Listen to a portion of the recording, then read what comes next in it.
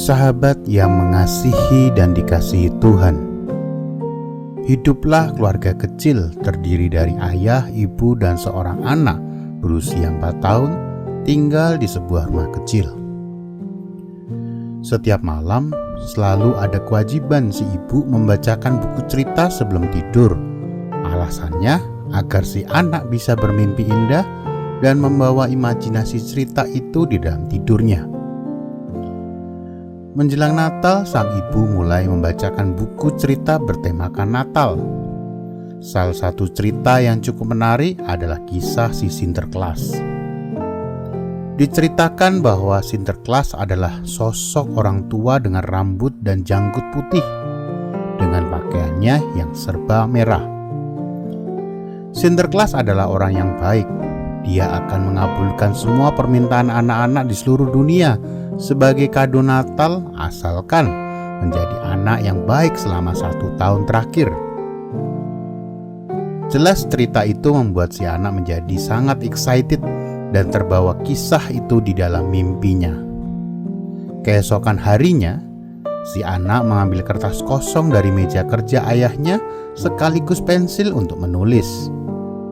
Karena usianya masih 4 tahun dan belum bisa menulis atau membaca, dia hanya mencoret-coret dengan sembarangan, sehingga tidak bisa ditafsirkan pesan apa yang ada di kertas itu.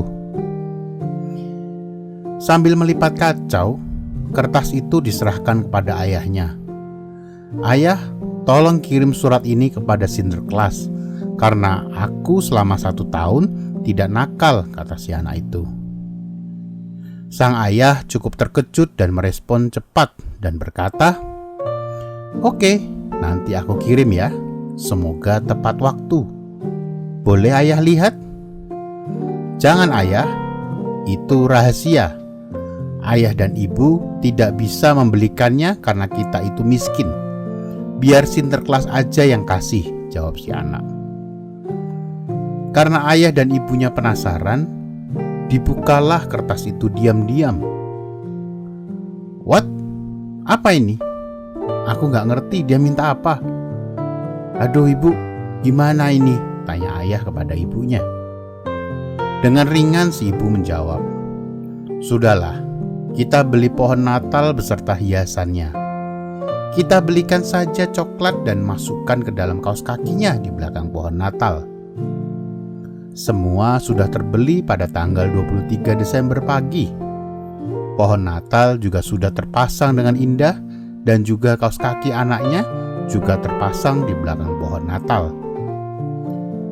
Merasa surprise, si anak mendatangi pohon Natal itu sambil berlari dan berteriak, "Sinterklas baik banget, padahal belum Natalan sudah dikasih pohon Natal. Makasih Sinterklas."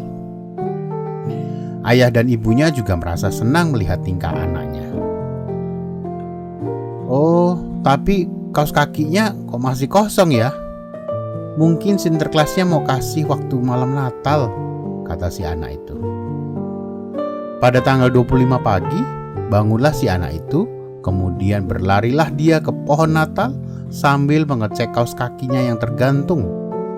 Ternyata sudah ada isinya, dan isinya adalah coklat. Dengan senangnya sambil memegang coklat dia berteriak, "Terima kasih Sinterklas, permintaanku dikabulkan juga akhirnya." Ayah dan ibunya menunjukkan wajah senyum lega karena tebakan mereka ternyata tepat. Tapi sang ayah masih penasaran.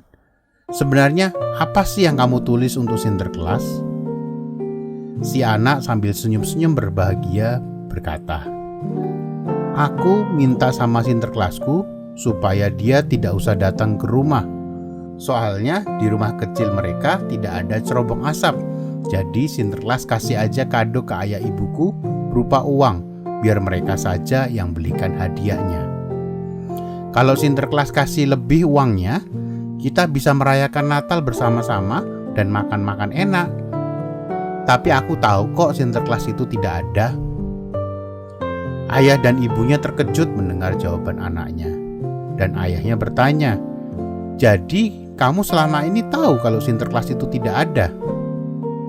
Anak itu sambil merangkul ayahnya menjawab, "Iya, Ayah. Aku tahu ketika ayah dan ibu ribut di ruang kerja ayah. Ayah bilang ke ibu, bagaimana menjelaskan Sinterklas itu tidak ada? Aku sebenarnya sedih kalau tahu Sinterklas itu tidak ada.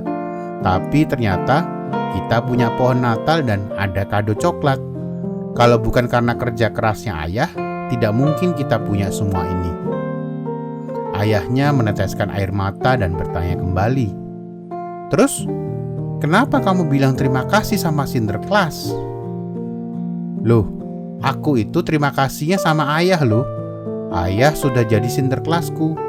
Makasih Sinterklasku."